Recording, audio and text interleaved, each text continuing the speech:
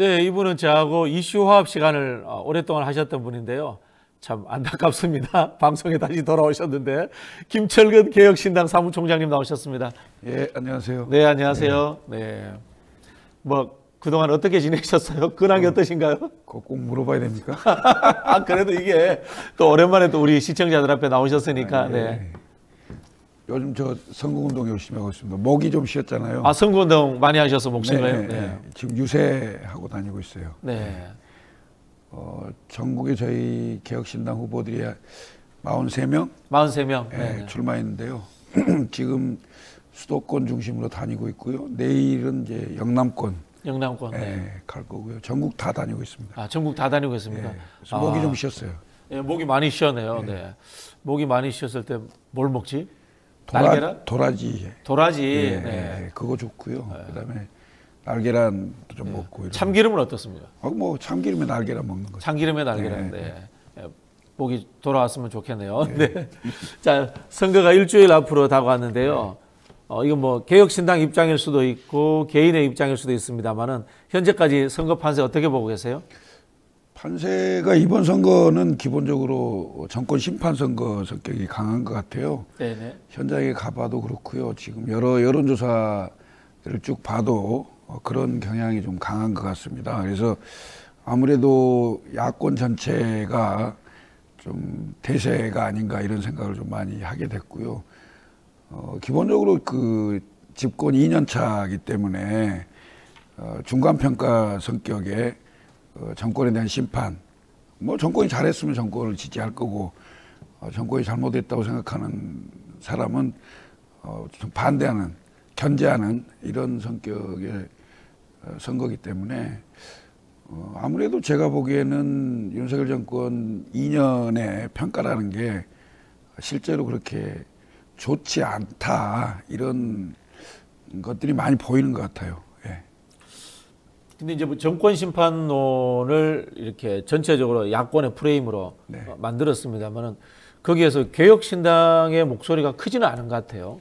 개혁신당은 정권 심판을 하는데 네. 과연 그 도구를 민주당으로 할 거냐, 개혁신당으로 할 거냐, 아니면 조국혁신당으로 할 거냐 이런 거겠죠. 그런데 이제 저희 입장에서 보면 정권 심판의 그 민심은 맞는데 그렇다고 제1야당이 과연 정권 심판을 하는 도구로서 적합하냐. 최근에 제1야당 후보들의 그 도덕성에 관련된 문제, 특히 부동산, 또 사기 대출 의혹 뭐 이런 것까지 나오면서 기본적으로 또 제1야당의 당대표서부터 사법 리스크, 그다음에 조국혁신당의 주요 인사들이 대부분 도덕성의 문제라든가 이런 것들이 과연 국민들에게 설득력 있게 다가갈 수 있겠느냐라는 지점들이 사실은 개혁신당의 그 약간의 어떤 공간을 열 수 있는 그런 게 아니겠나 이런 생각이 좀 듭니다. 예.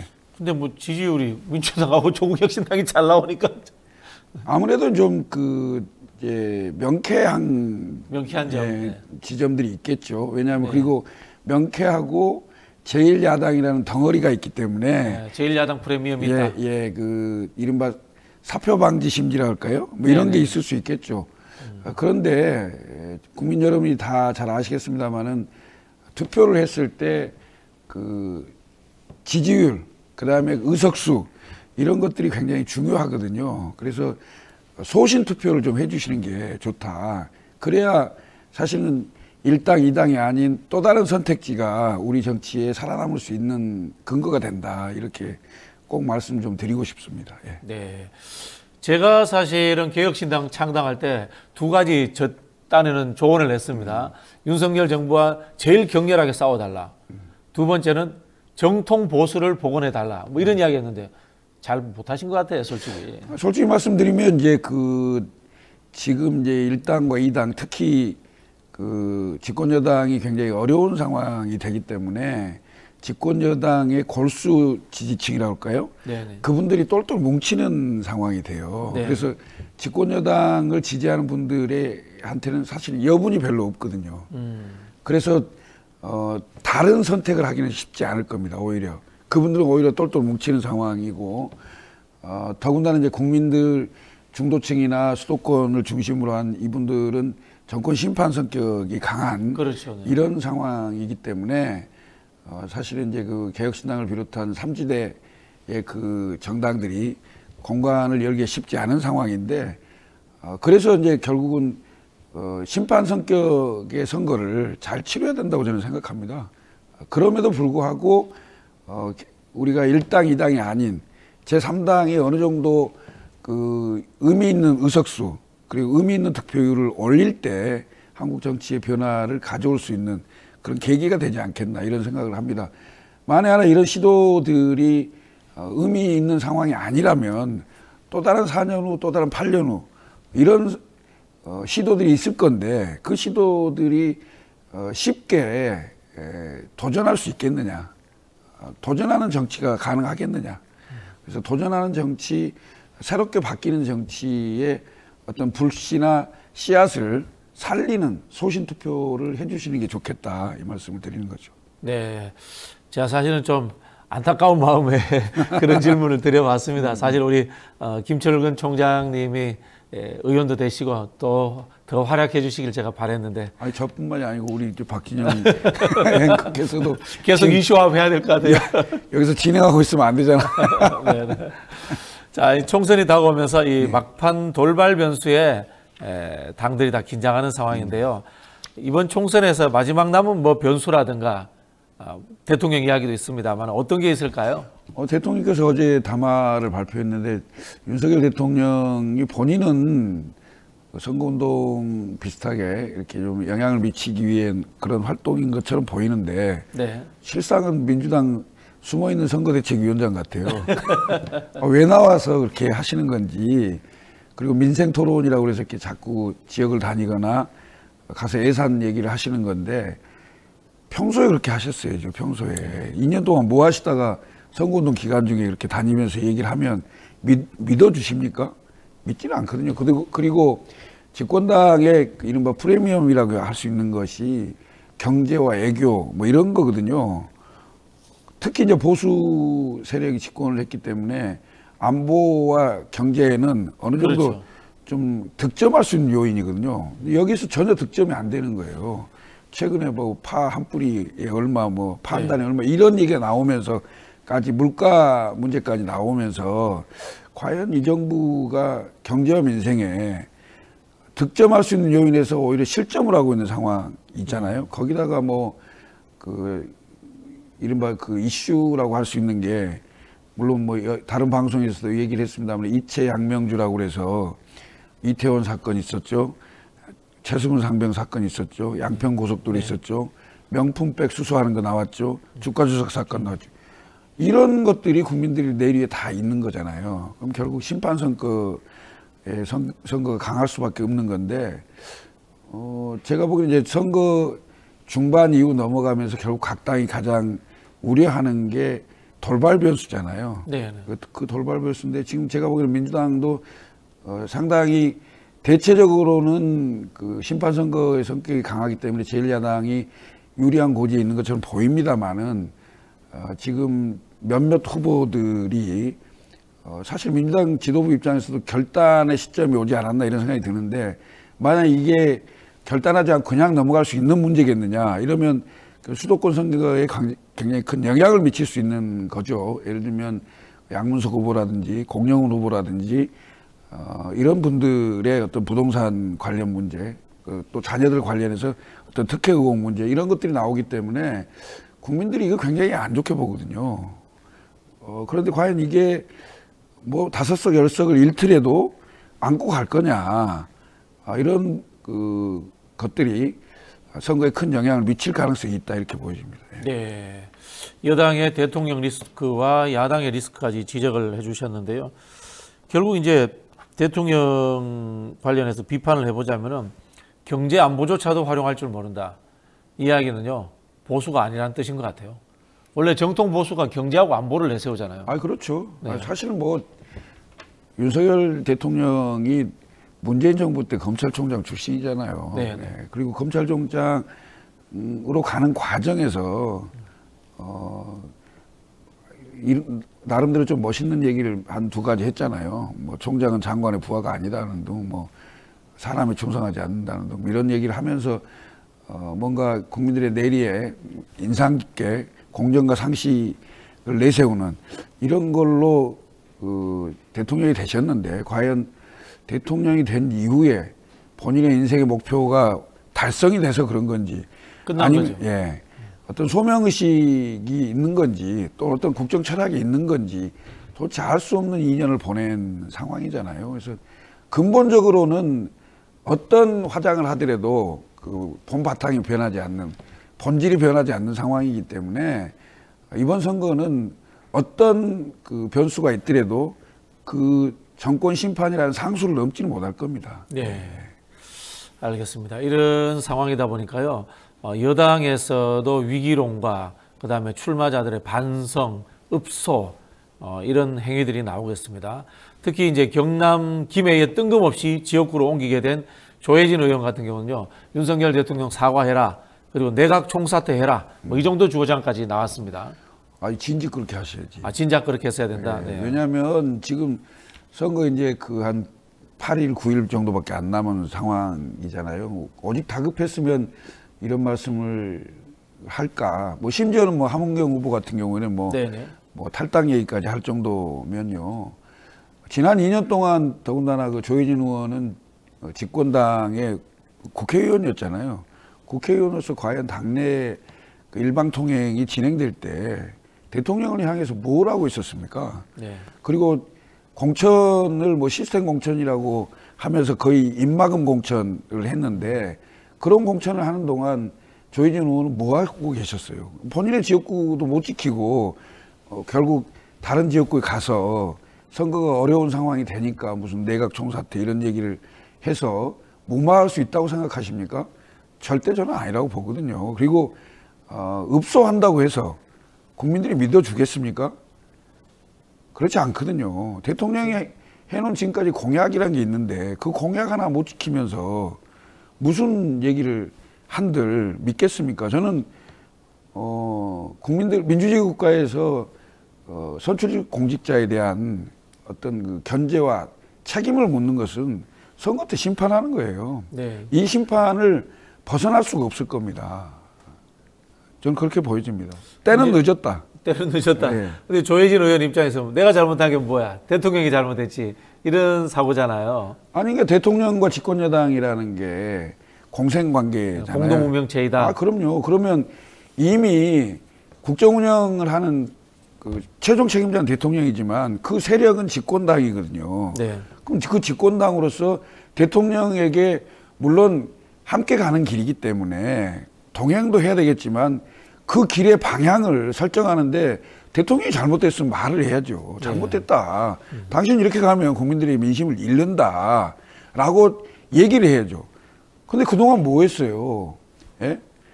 이른바 용산의 윤심은 당심이고 당심은 민심이라고 이렇게 얘기했잖아요. 결국은 윤심이 민심이라는 뜻인데 그게 맞는 얘기입니까? 거꾸로 해야죠. 민심이 당심이 되고 당심이 윤심이 되도록 그렇게 견제를 하고 이끌었어야죠. 그게 집권당 국회의원의 책무였죠. 때는 늦었습니다. 뭐 정치권 생활을 오래 하셨지만은 대통령 탈당 이야기 네. 이게 정권의 말기적 현상이잖아요. 그렇습니다. 한편으로 네. 보면 네. 금방 말씀하신 것처럼 여당과 대통령은 한 몸인데 따로 떨어졌다. 그럼 남이라는 거예요. 그렇다면은 대통령의 안위 문제, 정당의 그다음에 유지 문제에 대해서 서로 신경 쓰지 말자 이런 건데 이게 극단적 파국으로 갈 수도 있나요? 글쎄요, 그건 이제 선거 결과를 봐야 되겠죠. 네. 예. 과거에 대통령의 집권 4년 차 정도 됐을 때 대부분 그 대통령 인기가 굉장히 많이 떨어지는 상황에서 선거가 있는 상황, 네. 그러니까 총선이나 대선 직전에 보통 당에서 대통령 출당을 요구하죠. 그래서 그 출당을 한 사례들이 많았고요. 뭐 심지어 노무현 대통령까지도 뭐 그때 이제 그렇죠. 출당을 했고 김영삼 대통령도 김영삼 출당을 대통령은 제가 기억나는 게 이회창 후보가 97년도에 예. 화영식까지 했잖아요. 화영식까지 했어요. 예. 네.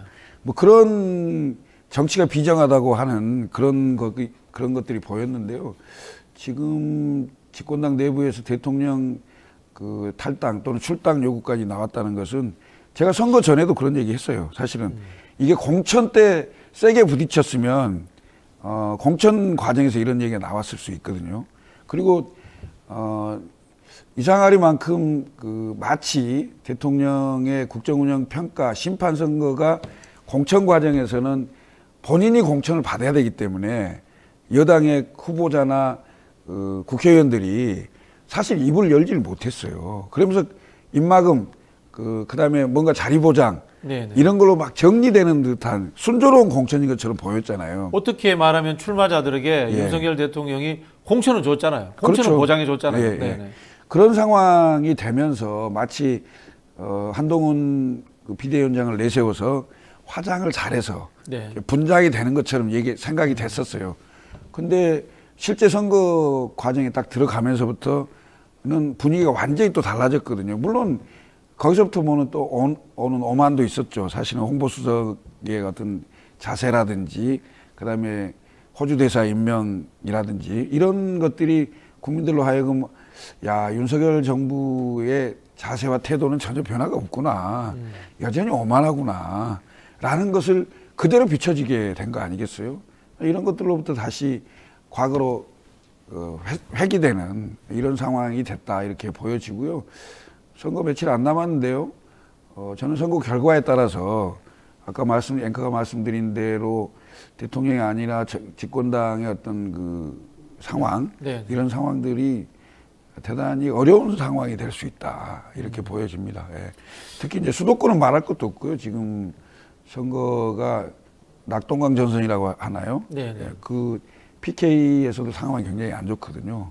그래서 제가 선거 전에도 이 방송에 나와서도 얘기했을 거예요. 100석이 안 될 수도 있다. 100석이 안 될 수도 있다. 예, 최초로 보수 세력이 100석이 안 되는 그런 선거가 될 가능성도 배제할 수 없다 이렇게 보여집니다. 네. 예. 저는 뭐 수도권보다 이 PK에 주목하는 게 서병수 의원이나 네. 김태호 의원 같은 이 네. 걸출한 인물들이 계시잖아요. 그분들이 가만히 있겠어요? 네.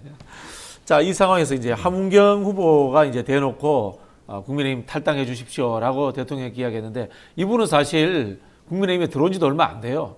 근데 이런 분의 메시지가 연쇄적인 어떤 효과를 발휘할 수 있을까요?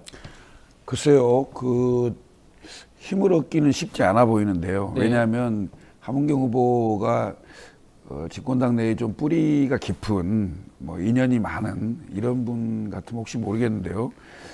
사실은 이제 운동권 청산을 얘기하면서 마포 의뢰 정청래 후보한테 붙였잖아요. 근데 함은경 후보도 운동권 출신 아니에요. 물론 전향을 하긴 했습니다만은 운동권 청산을 주장하면서 운동권 후보끼리 붙이는 네. 이건 좀 아이러니한 상황이잖아요. 네.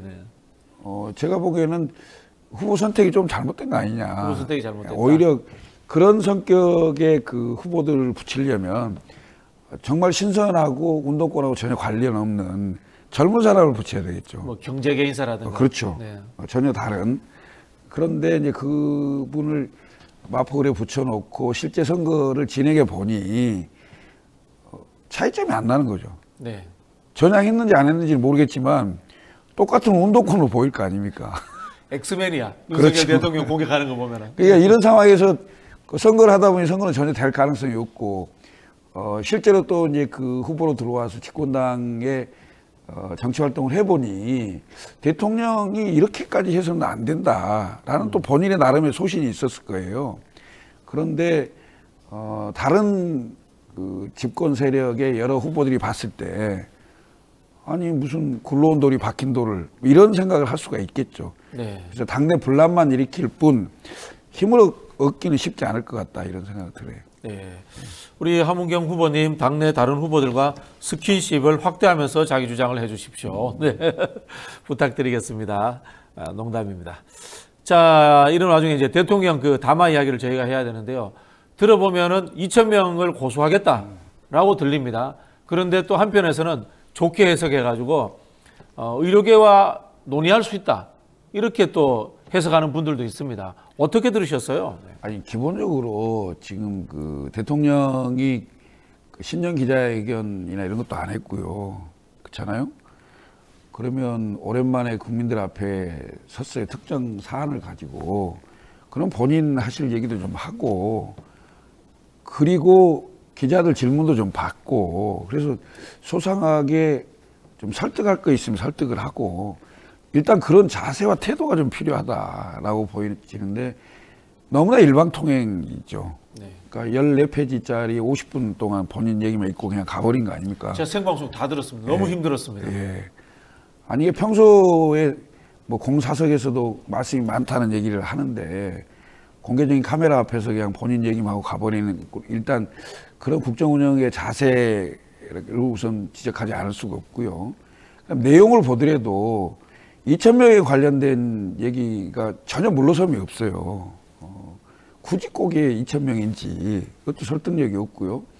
그다음에 그 의료계하고 기본적으로 어떤 협상을 하거나 어떤 이해를 좀 서로 하려고 하는 이런 자세보다는 지금까지 모든 정권에서 다 9번에 싸워서 졌다 정부가. 네. 근데 나는 안 질 것이다 이런 것을 내포하고 있는 네네네. 어떤 전투적인 자세, 싸워야 할 대상 네, 이런 국민은. 걸로 좀 보는 것 자체가 선거 와중에 대통령께서 이렇게 하시는 것이 물론 국민들에게 의료계와 국민들을 놓고 봤을 때 지지도를 놓고 보면 국민들이 그래도 의사 편을 들지는 않을 것이다 이런 판단이 있었는지는 모르겠습니다만은 결국은 민주당의 선거대책위원장 역할을 하고 있는 게 아니냐 이런 생각이 들어요. 예. 네, 민주당 정부에서 검찰총장을 해서 그런가요? 참나. 그러다 보니까 이제 한동훈 비대위원장이 정부 여당이 부족하다, 인정한다. 그러나 거기에 내 목숨을 걸겠다 뭐 이런 이야기를 했고요. 반면에 이제 민주당 이재명 대표 같은 경우는 국민의힘과 정부가 읍소작전을 하지만 이거 악어의 눈물이다. 믿으면 안 된다. 이렇게 양쪽에서는 지적을 했거든요. 아니 한동훈 위원장 얘기를 안 할 수가 없는데요. 한동훈 위원장이 처음 비대위원장으로 취임했을 때 제가 이 방송에 와서도 얘기했을 거예요. 윤석열 대통령과의 차별성, 그다음에 본인이 독자적으로 국민들에게 설득할 수 있는 거 이런 것들이 없으면 결국은 윤석열의 아바타로 네. 앞으로 정치 활동도 하기가 쉽지 않을 것이다. 이런 예측을 많이 했죠. 그리고 차별화를 꺼내 드는 순간 결국은 한 달도 채 가기가 어려울 것이다. 왜 싸움하고 네. 쫓겨나야 되니까요. 그렇죠. 근데 결국은 핵심이라고 얘기했던 김건희 여사 특검에 대해서 한동훈 비대위원장은 아무런 얘기를 못했고 아무런 역할을 못했어요. 결과적으로. 국민들이 봤을 때 결국 한동훈 비대위원장 당신은 윤석열 대통령의 아바타고 윤석열 대통령이 천호 울타리에서 한 걸음도 밖으로 나갈 수 없는 그런 사람이구나. 결국은 본질이 변하지 않는 화장술에 불과한 사람이구나라는 것을 알게 된 거죠. 네. 지금 한동훈 위원장이 무슨 정치를 개같이 하느니 무슨 쓰레기 얘기하느니 얘기가 안 돼요. 한동훈 위원장이 그 야당을 향해서 그렇게 얘기하는 것보다는요. 사실은 용산을 향해서 어떻게 하느냐가 국민들의 신임을 얻냐 못 얻냐의 관전 포인트입니다. 야당하고 싸운다고 해서 한동훈 위원장이 뜨는 게 아니에요. 저는 그렇다고 봅니다. 그래서 결국은 어떤 식으로 한동훈 위원장이 얘기를 하더라도 국민들은 결국 윤석열 대통령의 국정 운영을 보고 평가할 거다. 이렇게 네. 보여집니다. 예. 결국 한 몸이군요. 그럼요. 예. 네. 자, 이런 상황에서요. 이재명 대표 이야기로 돌아가 보려고 하는데요. 원희룡 후보와 이 지역구 관련해서 토론을 했습니다. 오늘 밤 네, 9시에 네. 방송이 됩니다. 물론 이게 이제 녹화로 공개가 된다고 하는데요. 네, 네. 이 TV 토론회가 두 사람의 이 지지율 격차를 줄이고 또는 뭐 이 상황의 변화 이런 거 만들 수 있을까요? 아니 무슨 특별한 어떤 이슈 그리고 국민들이 지금까지 몰랐던 뭔가를 꺼내서 TV 토론을 하게 된다면 영향이 있겠죠. 근데 두 분은 다 한 분은 장관으로 한 분은 대통령 후보까지 나왔던 분이기 때문에 이분들은 다 공개적인 걸 다 공개돼 있어요 이미. 네. 그다음에 토론 실력도 다 알아요. 그래서 그 단순히 토론만 가지고는 영향이 없을 것이다 이렇게 네. 보여집니다. 왜냐하면 국민들은 이미 두 분에 대해서 너무 잘 알고 있고요. 그다음에 개항을이죠. 개항을의 주민들의 성향이나 이런 것도 다 거의 정해져 있는 상태이기 때문에 네. 이걸로 뭐 바뀌거나 영향이 있을 것 같지는 않아요. 모르겠습니다. 국민들이 지금까지 두 사람에 대해서 몰랐던 거 가지고 하나 뭐 폭로를 한다든가 뭐 이런 게 있으면 혹시 모르겠어요. 네, 계양동에 뭐 각종 그 고속도로 주변에 배수로도 한번 뒤져 보시죠. 아, 그래요? 뭐 자료 같은 거 나올 수 있으니까 배수로에서 자료 잘 찾으시는 분이잖아요. 네. 자, 조국혁신당 이야기 나눠보겠습니다. 네. 조국혁신당의 조국 대표가 한동훈 비대위원장이 결국은 윤석열 대통령과 국민의힘으로부터 버려질 수 있다 이야기를 했습니다. 이건 뭐 어떻게 살짝 이관계인가요? 아니 버려진 게 아니고 그건 뭐 조국 대표가 얘기 안 틀어도 뭐 일반적인 평론가 입장에서도 다 그렇게 생각할 거고요. 보통 이렇게 얘기하잖아요. 한동훈 비대위원장은 선거가 끝나면 이겨도 한국에 못 있고 져도 한국에 못 있다. 네. 이렇게. 본인은 근데 유학 안 간다고 했는데요. 아니 뭐 쫓겨나겠죠. 쫓겨난다. 아니 살려면 나가겠죠. 살려면 나간다. 아, 그럴 수 있겠죠. 왜냐하면 이기면 임기 3년 남아 있는 상황에서 새로운 별이 뜨는 거기 때문에 네. 그 여권 내에 내임덕이 올 수 있는 상황이고 지면은 견딜 수가 없죠. 책임을 물을 테니까 이런 상황이어서 결국 한동훈 위원장의 앞으로 정치적 행보는 굉장히 어려울 것이다 이렇게 생각이 들고요. 이건 조국 대표가 얘기하지 않더라도 그런 거고요. 한동훈 비대위원장이 지금까지 거의 줄타기를 막 해오면서 분장수를 보인 건데 국민들에게는 그 분장술이 결국 먹히지 않았다 이렇게 보여집니다. 그러니까 정치는요 결국은 국민을 바라보고 해야 되는데 왜냐하면 정치를 오래 할 거면 그리고 본인이 빚을 내는 그런 정치인이 되려면 국민을 봐야 되는데 결국 한동훈 비대위원장이 비대위원장을 맡아서 했던 98일인가요? 뭐 그 정도 된 것 같은데 그동안 한동훈 비대위원장이 보여줬던 것은 윤석열 대통령의 반사체 역할을 벗어나지 못했다 하기 때문에 결국은 한동훈 비대위원장의 정치적 운명은 윤석열 대통령 손에 달려있다. 그런데 윤석열 대통령 임기에 3년이 남아있는데 가만히 있겠어요? 그래서 제가 보기에는 국내에 있기 어렵다 이렇게 보여집니다. 근데 이제 최근에 약간의 상황의 변화는 윤석열 대통령과는 어쨌든 간에 거리감이 생기는 것 같고 당의 중진들이라든가 국민의힘을 오래 하신 분들하고는 약간씩 좀 가까워지는 것 같아요.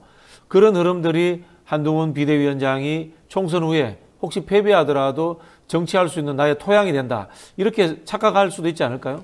여당의 생기를 잘 몰라서 하는 얘기죠. 그렇습니까?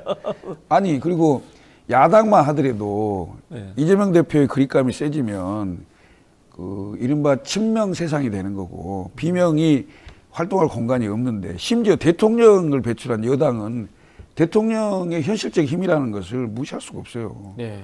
무슨 중진 얘기를 하십니까? 말 한마디 못하는데. 총선 후에도 계속 그럴까요? 총선 후에 예를 들어서 대통령의 집권당이 최소한 과반에 육박하거나 과반을 넘거나 뭐 이런 상황이면 혹시 모르겠어요. 그런데 뭐 지금 점쳐지는 상황은 거의 백석이냐 아니냐 이런 상황이기 때문에 대통령도 힘 빠지고 여당도 힘이 빠지는 상황이겠죠. 내가 보기에는 차기 주자들이 떠오를 수 있잖아요. 차기 주자는 당내 주자는 책임을 많이 져야 되기 때문에 네. 어차피 대통령도 꼬았잖아요. 네. 또 꼬우겠죠 뭐. 그럼 이제 보통 우리가 국민의힘에 한동훈 비대위원장을 제외한 차기 주자 그러면 오세훈 시장이나 홍준표 시장 이런 분들 이야기하는데 이분들이 현재 당에 직접 개입할 수 없는 지자체장의 위치에 있기 때문에 실제로 국민의힘 내에 힘의 공백 상태가 올 가능성이 많겠네요. 당분간 그럴 가능성이 있는데 근데 그 힘의 공백은 바로 메꿔지겠죠. 어떤 식으로든. 근데 집권당이 총선 결과를 뭐 지금 단언할 수 없는 상황이기 때문에 여러 가지 예측은 할 수 있겠습니다만은 국정 운영에 상당히 어려움을 겪을 수밖에 없고 그다음에 국민의힘으로서도 상당 기간 내용에 휩싸일 수밖에 없는 체제 정비를 하는데 상당 시간이 걸릴 수밖에 없는 그런 상황이 되지 않을까 싶습니다. 네. 마지막으로 이제 제3지대 이야기를 좀 해보겠습니다. 솔직히 이제 조국혁신당 바람 때문에 타 정당들이 돌파구를 찾지 못하고 있어요. 네. 뭐 개혁신당도 현재의 지지율로 봐서는 뭐 그런 상황입니다. 어떻게 돌파구가 있을까요? 또 한편으로 이런 생각도 들어요. 일각에서 나오는 오해입니다만은 이준석 대표 같은 경우에 총선 이후에 힘으로 복당하지 않을까 뭐 이런 이야기들도 있는데요. 전체적으로 한번 이야기 좀 해주시죠. 이게 이제 총선 이후에 복당 또는 무슨 단일화 프레임 이런 건 지금 국민의힘이 원하는 거겠죠. 왜냐하면 그런 걸 자꾸 흘려야 개혁신당의 힘을 그나마 있는 힘도 빼고 어차피 같은 편인데 덩어리 큰 집권당에게 지지를 해달라 뭐 이런 사실상의 단일화 효과를 내려고 하는 정치적 꼼수고 술수라고 저는 생각을 합니다. 네. 그래서 이건 뭐 도저히 있을 수 없는 얘기고요. 네, 죄송합니다. 제가 꼼수에 당한 것 같습니다. 네. 그리고 이제 제3지대는 지금 제가 봤을 땐 그렇습니다. 아까도 이제 설명을 드렸습니다만은 결국은 심판 성격의 총선이 강하다. 국민들이 지난 2년 동안 윤석열 정부를 지켜보면서 뭐 이채 양명주로 대표됩니다만은 그것뿐이 아니고 도저히 경제도 민생도 그다음에 국격도 뭐 하나 이렇게 자부심을 갖고 자랑스럽게 생각할 수 있는 게 없는 상황이지 않습니까? 이런 상황에서 심판을 할 수밖에 없고 견제를 할 수밖에 없는데 그 견제의 도구를 제1야당으로 쓸 거냐 아니면 개혁신당으로 쓸 거냐 아니면 또 다른 제3지대 정당으로 쓸 거냐 네. 이런 선택의 공간이 있다고 저는 생각합니다. 그래서 저는 선거가 중반 이후로 넘어가면서 민주당의 여러 후보들이 보이고 있는 도덕적인 문제, 부동산 관련 문제, 자녀들 특혜 문제 이런 것들이 국민들에게 상당히 영향을 미칠 수 있다. 그 영향들이 이른바 제3지대 공간을 조금 열어줄 수 있는 그런 게 되지 않을까 이렇게 생각을 해봅니다. 예. 네. 마지막까지 우리 개혁신당과 김청일근 사무총장님의 건투를 빌겠습니다. 감사합니다. 감사합니다.